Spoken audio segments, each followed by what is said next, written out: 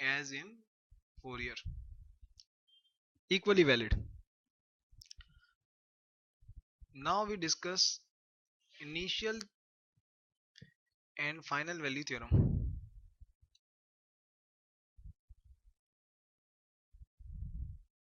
Idea about initial value and final value theorem is,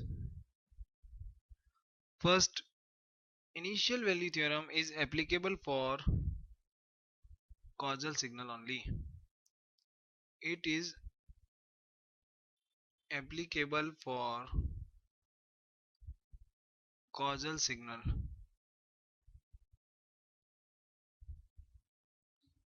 Initial value theorem states that we can generate initial value from this formula,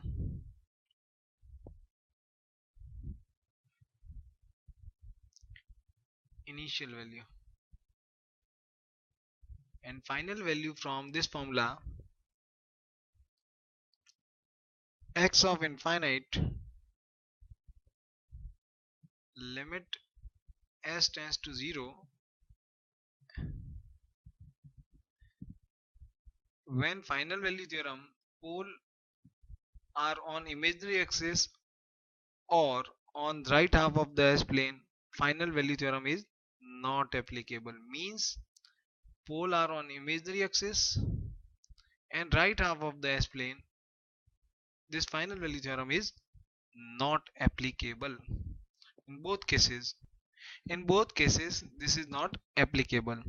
Let's take an example. First, xs is 2s square plus 5s plus 12 upon s cube plus 4s square plus 14s plus 20. We want to calculate x0 plus initial value. For initial value, limit s tends to infinite xs. We rearrange this formula by rearranging limit s tends to infinite. This formula by rearranging, dividing s square by complete expression. Now we get initial value by putting value 2 upon 1. Initial value is 2, and for final value by putting s equals to 0 we get final value is 0. By putting s equals to 0, this expression is reduced to 0. Okay, second example, xs is 4s plus 5, 2s plus 1. Initial value theorem,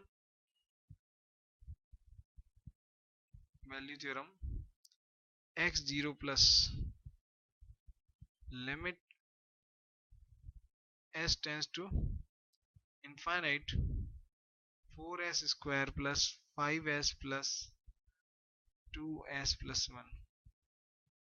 By putting this limit we get infinite result, which is not possible because this term have same power in numerator nr and denominator. This is not a valid transfer function. This theorem is applicable for valid transfer function only. Since power of numerator and denominator are same, we have to make this transform function is a valid transfer function. To make this valid transfer function, we have to divide first and make it valid transfer function 2s plus 1. By making valid transfer function, now apply initial value theorem. By applying initial value theorem, we put limit s equals to infinite. By putting we get 3 by 2, our answer. We can verify this by taking inverse of it. By taking inverse of it, x of s function is now 4s plus 5, 2s plus 1. We want to take inverse of it. For taking inverse, 2 plus 3, first divide it. By dividing, result is del 3 by 2 dot 1 upon s plus 1 by 2,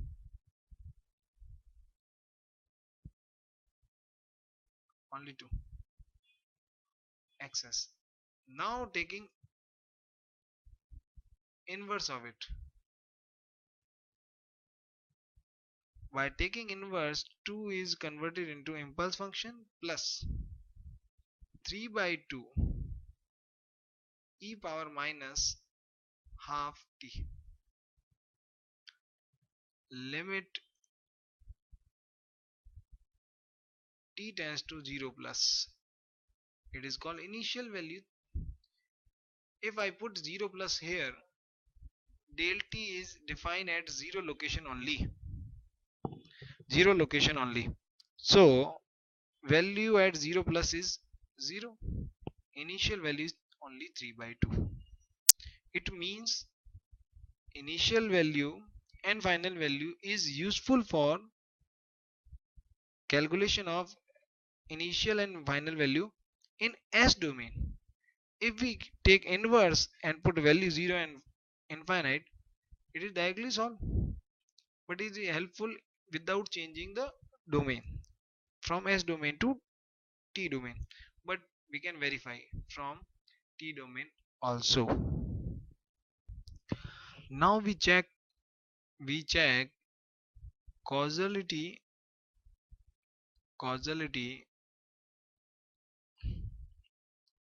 and stability for LTI system. Causality and stability for LTI system. First, causal. For causal, right of rightmost pole.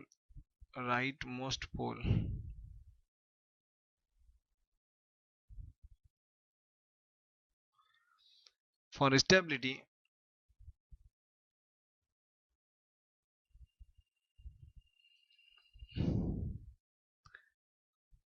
for causality, right of rightmost pole. For causality, we can say for causal system, S0 is 0, T is less than 0, without application of input, no output. It signifies that. For causality, it should be right-sided signal. Right-sided signal. Right of rightmost pole. For stability, ROC should contain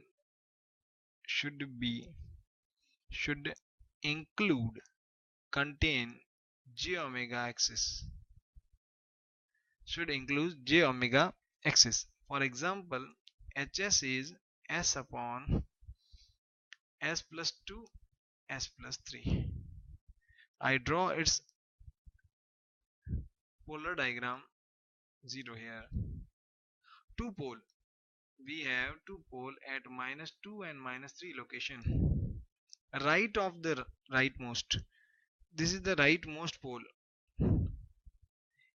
We have two pole. I mark in the pole 0 location. Rightmost pole. Right of the rightmost pole means this area. Now system is causal. For stability, j omega axis is part of ROC. Now system is stable. So system is causal and stable both. For example, I took a transfer function in S domain S upon S plus 2 S plus 3. I draw pole 0 diagram. As per pole 0 diagram, two poles -2 and -3. System is causal because ROC exists right of the right. If ROC includes j omega axis, it is stable also. To make stable and causal, ROC greater than greater than -2, means real or part of the S should be greater than -2 to make stable and causal. Second example for anti-causal and stable. Anti-causal and stable. Sentence for anti-causal is AC is left of leftmost most pole, and stable is ROC should include j omega axis. I took example s minus 2, s minus 3. I draw a pole zero diagram left of the leftmost pole. To make anti-causal and stable, ROC should be less than 2 and 3 as per question. Roots are 2 and 3. ROC should be less than 2 because for anti-causal leftmost pole is 2, and for stability j omega axis is part of ROC. This is j omega axis sigma. For minimum phase system,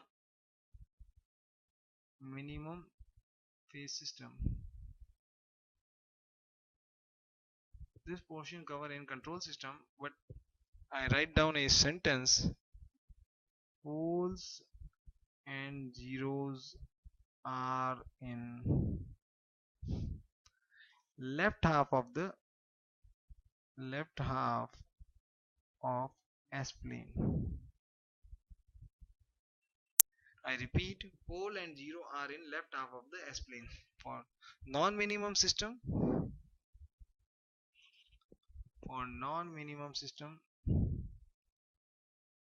minimum phase system,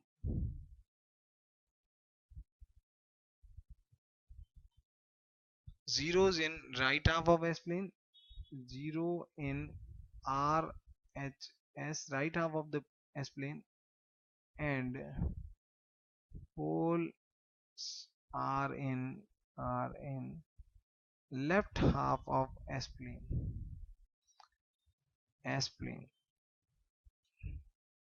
for non-minimum phase system. This cover in control system, but I write down a sentence. Now we took some example. We have some transfer function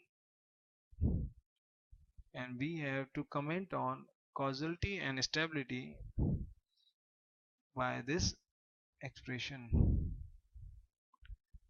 st.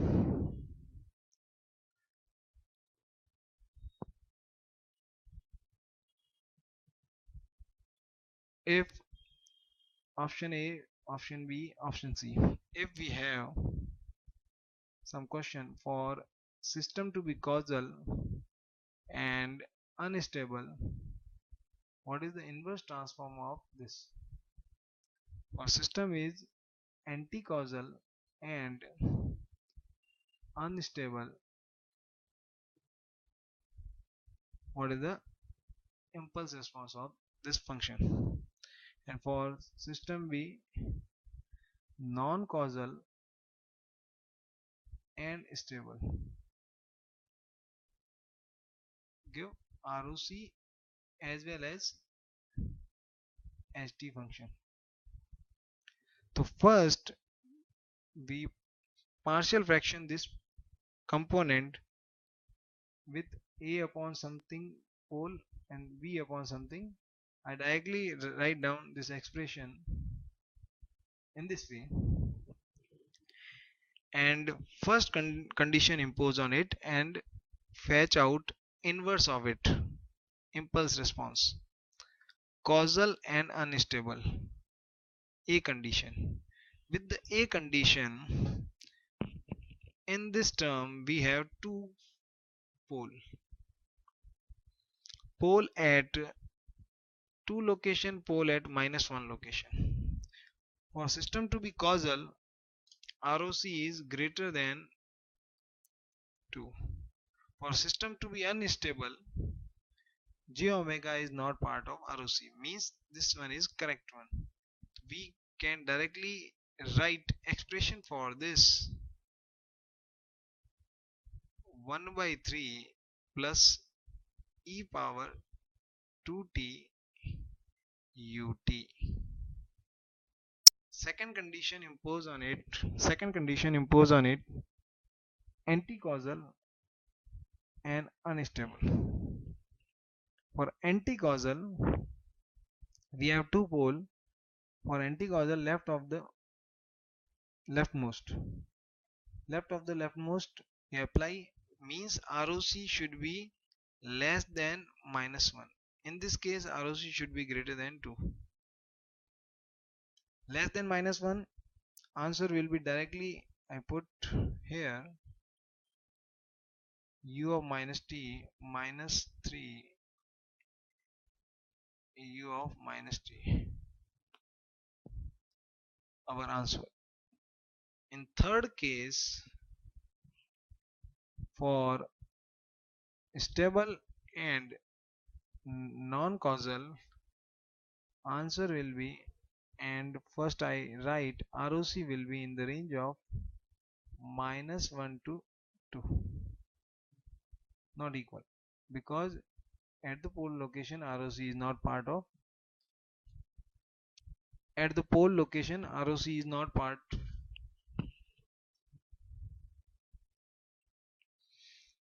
pole is not part of ROC. Now I directly write equation, because ROC is greater than -1. The greater than -1 is replaced with the ut term, and less than 2 is replaced with u of minus t term. This is the complete answer for. Now we discuss unilateral Laplace transform, ULT. XU, as it is denoted in this way. Formula for unilateral Laplace transform is: unilateral Laplace transform applicable at the unilateral Laplace transform is useful for calculating the response of causal system to a causal input when system is described by a linear constant coefficient differential equation with non-zero initial condition. I repeat, unilateral Laplace transform is used for calculating the response of causal system to a causal input when the system is described by a linear constant coefficient differential equation with non-zero initial input. Practical application of ULT is when a circuit having a one energy storing element, inductor or capacitor, at that time unilateral Laplace transform is applicable. We will discuss some directly question. E power minus 3t ut plus 4. Directly put into the formula: minus infinite to infinite e power minus 3t e power minus st dt ut plus 4. This is the limit from minus 4 to infinite. Our integration limit is from minus 0 to infinite. Our ut limit is larger than integration limit, then that's why integration is have no effect of limit minus t 3 plus s plus 3 dt. By putting these value, we have answer s plus 3, directly answer. Question number 2. Xt is del t plus 2. We put into the formula, everything put into the formula, we get the Laplace transform, because formula is very important aspect. In this case, impulse is defined at -2 location. If someone put -2 here, but -2 is not a part of limit, so result is 0. -2 is not a part of limit. If it is +2, there may be a result. In this case, -2. -2 is not part of limit, so our answer is 0. Xt is n-1 factorial n-1 e power minus at ut. Then calculate excess u. Unilateral. For calculating unilateral, put into the formula. But when we multiply t with a function, what is the result?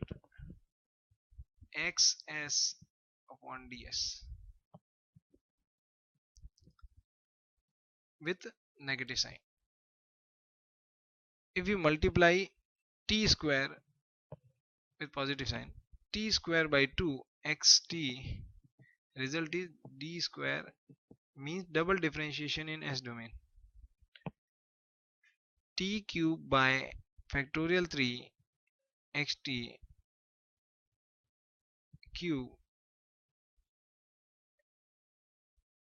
x cube.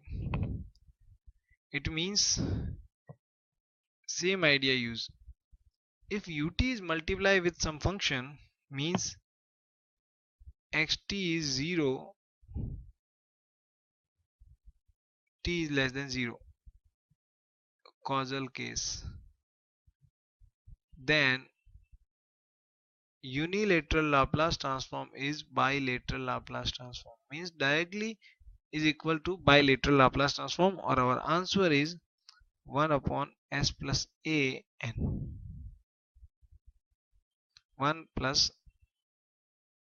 upon s plus a power n. We generalize this n-1.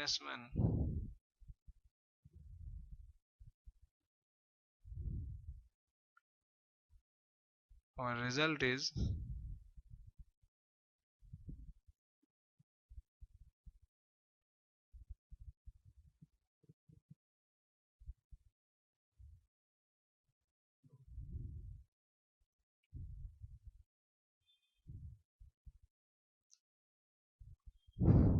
we have to differentiate n time. Direct result is this.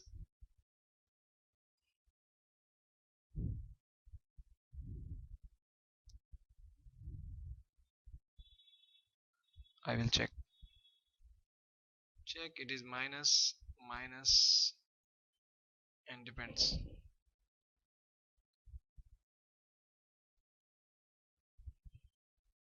N power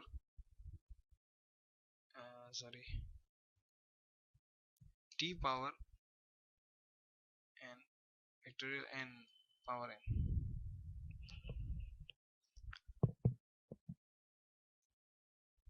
And last case,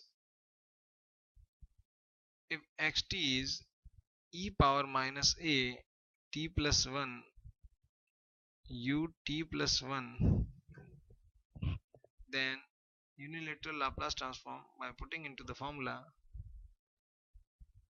0 minus to infinite e power minus a t plus 1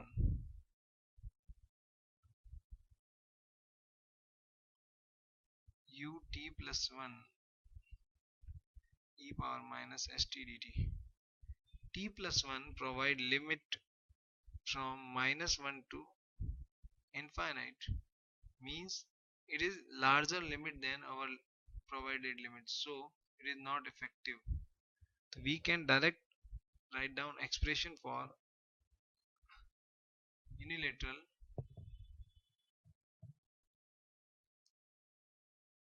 s e power minus a s plus a real of s is greater than minus a.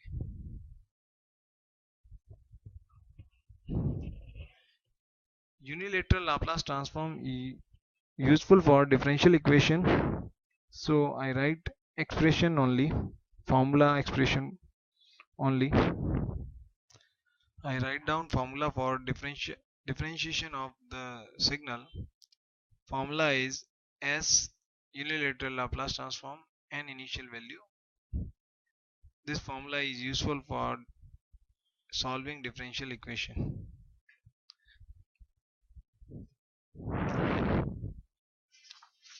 With the use of this formula, we can solve differential equation.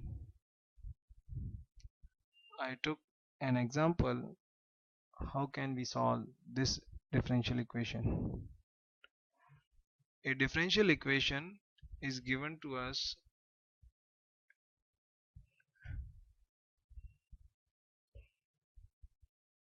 initial value is also given to us and xt is e power minus bt ut. By differentiating this differential equation, s minus y0 plus ay s k upon sb. By solving this expression, I can write this expression in this way: k s plus a s plus b. Final answer in term by taking inverse Laplace transform, we get this result. This result find from differential equation. We use differential equation formula with initial condition. Now we discuss specific type of problems. We have a Laplace transform system response of Laplace transform s square 4s plus 4, and input is given to us cos 2t, and we want to calculate output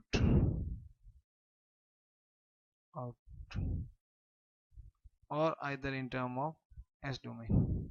We want to calculate this. We have two ideas. First, take Laplace transform of this. I took Laplace of this. For cos, Laplace transform is 8s upon s square plus 4, and for ys calculation I multiply xs into xs. I multiply both the term.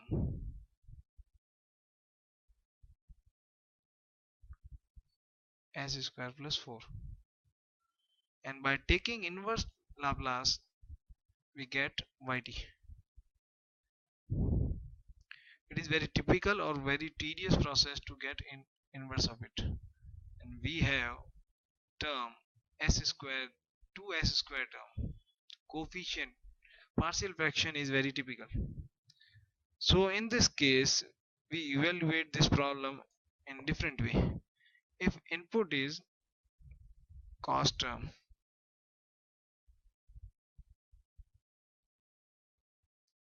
in this case we apply directly frequency to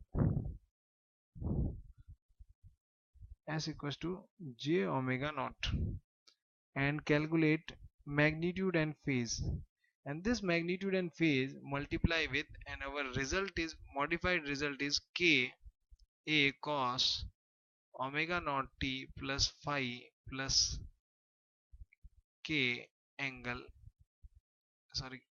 directly angle theta.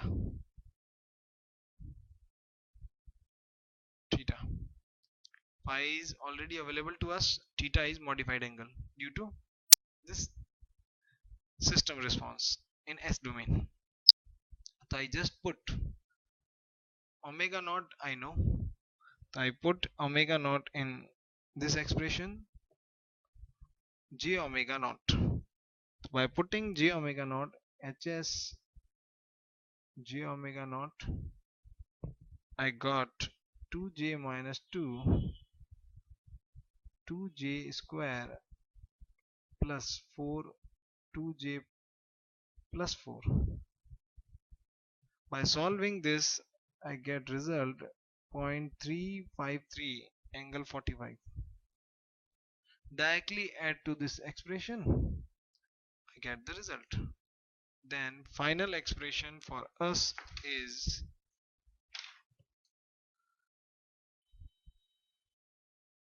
8 multiply with 0.353 cos